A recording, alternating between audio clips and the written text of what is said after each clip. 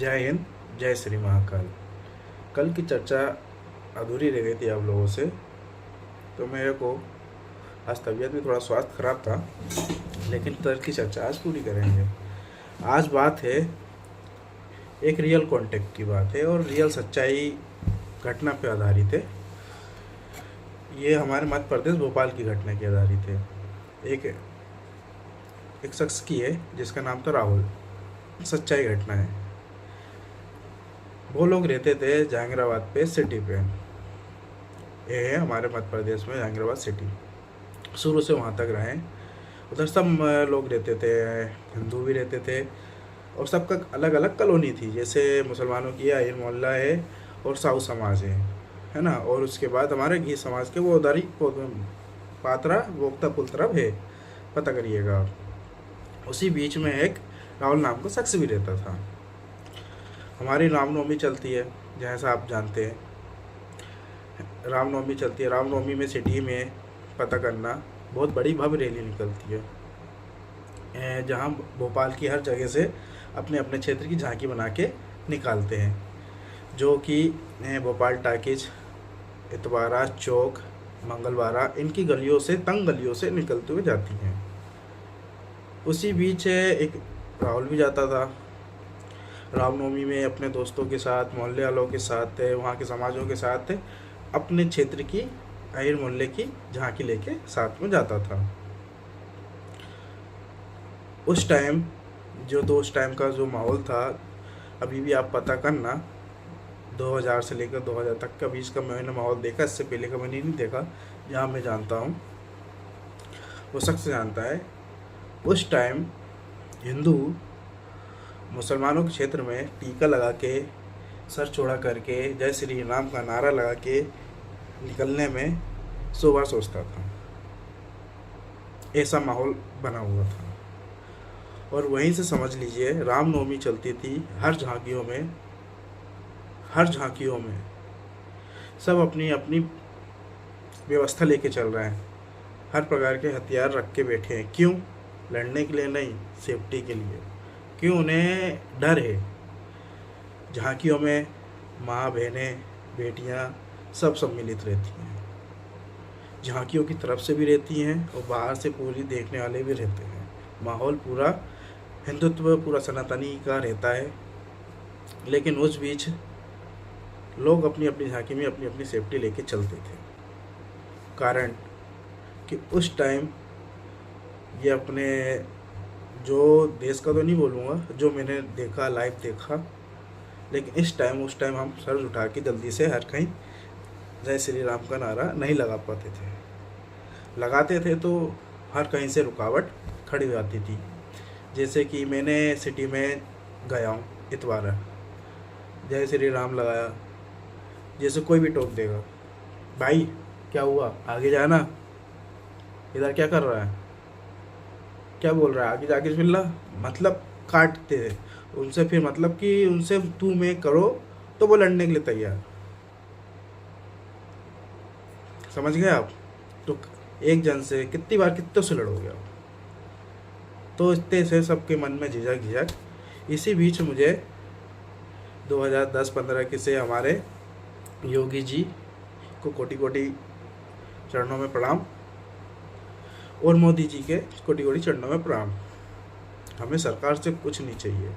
जिसने पुराना भारत देखा होगा, ये पुराना तो छोड़ो, 2000 से 2010 तक का माहौल देखा है, वो इस माहौल जो चल रहा है, हिंदू सनातन धर्म में हर कोई अब टीका लगा के घूम सकता है, अपने अपने भारत में कहीं भी खड़ा हो सकता है, अधिकार देख सकता है कि हम हैं, हम भी हैं, हमें भी किसी का डर नहीं है, हमें भी कोई किसी का, क्या बोलते हैं पब्लिक वहाँ पे क्या बोलती है, कौन सी मूवी में, काफिर, है ना, काफिर का हमने सुना है, ये बोला जाता था। लेकिन अलग ही हिंदुओं में अलग ही डर का माहौल बना हुआ था।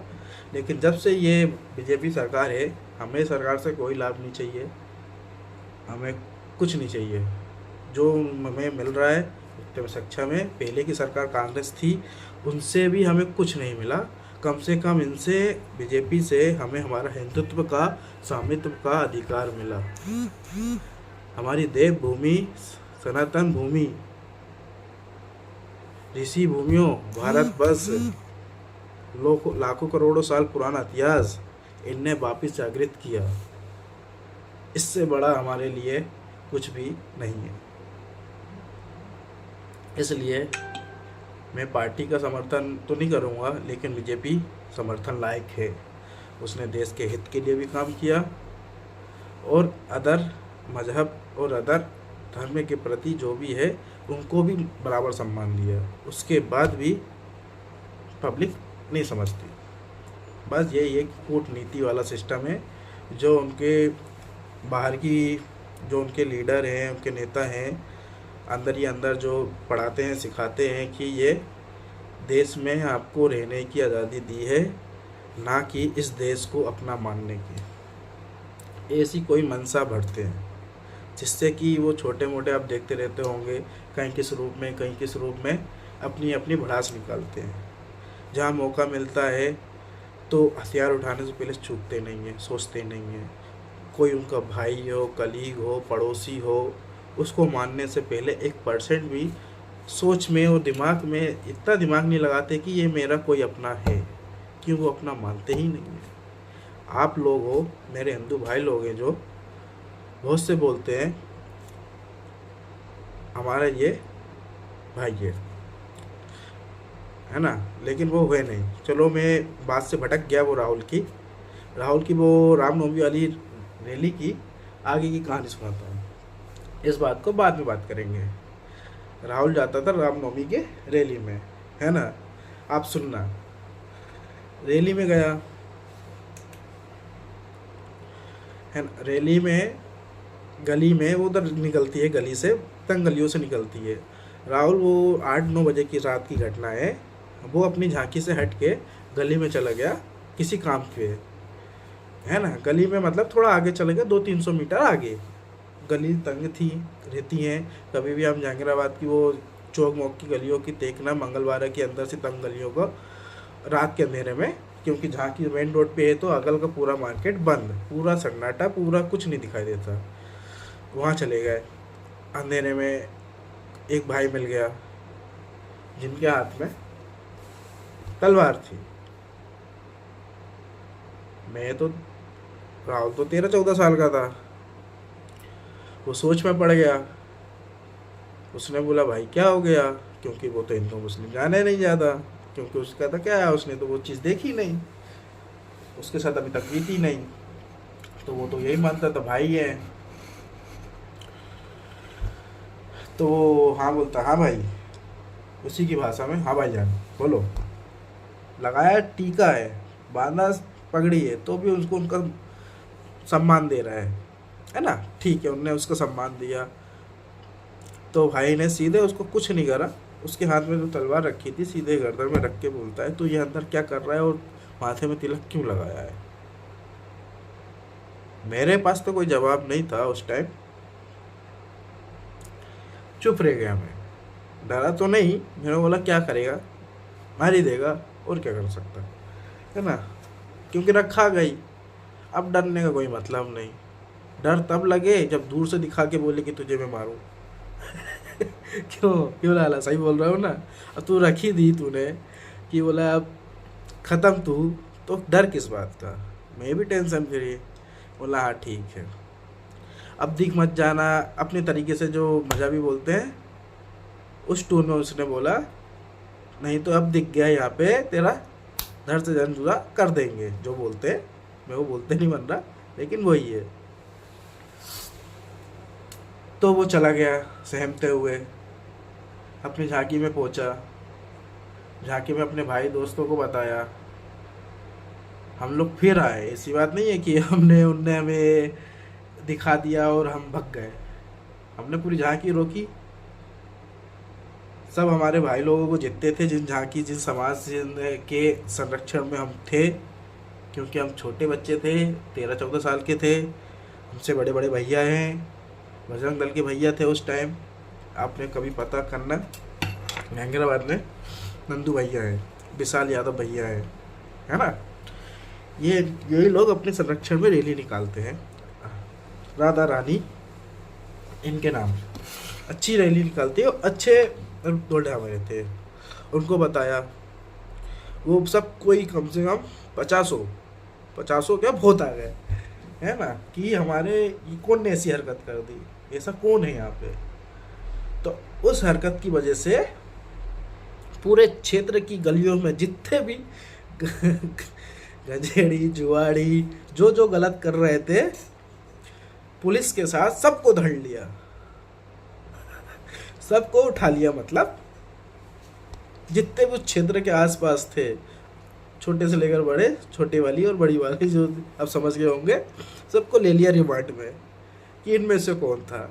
उनमें से एक खुदरू फंस गया, एक खुदरू जो उसने बोला नहीं था लेकिन उनके साथ खड़ा था, और मैं पहचान गया। उस पर ही रखा हाथ, मेरे को कुछ बोलना ही नहीं पड़ा। उसको उसकी मिल गई, उसकी भरमाई, जो उसने गलती करी थी उसको मिल गया है। लेकिन इस बात से आपको ये सोचने से मजबूर कर दिया, उसने ये सोच में बहुत गहरी सोच में डाल दिया था उस छोटी सी उम्र में, क्या ये भरोसे लायक है। जिनके बीच में रहा, मुसलमानों के बीच में भी बहुत रहा, उनका व्यवहार ऐसा लगा ही नहीं कि हमारे खिलाफ का है। लेकिन उस रात की घटना ने मेरे जहन में भर दी बात, क्या हम मानते हैं इनको अपना, क्या इन्हें कभी हमें अपना माना है। बहुत से लोग बोलते हैं कि भाई भाई भाई भाई भाईचारा, आपने तो निभाया, उन्होंने भी निभाया आपके साथ। सोचना, जैसे ही वो धीरे से उनके कुछ है हमारे भाइयों को भटका रहे हैं, गुमराह कर रहे हैं, हमें हमारे ही सनातन भाइयों से अलग कर रहे हैं। हम ब्राह्मण हैं, ब्राह्मण ज्ञान देता है, ब्राह्मण शास्त्र में लिखी, वैदिक में लिखी उस पढ़ को जो हर समाज के वर्ग के लोग नहीं पढ़ते, नहीं पढ़ पाते हैं, नहीं पढ़ने का टाइम मिलता, नहीं समझने का टाइम मिलता, क्योंकि पढ़ते बहुत से हैं, समझ कोई नहीं पाते।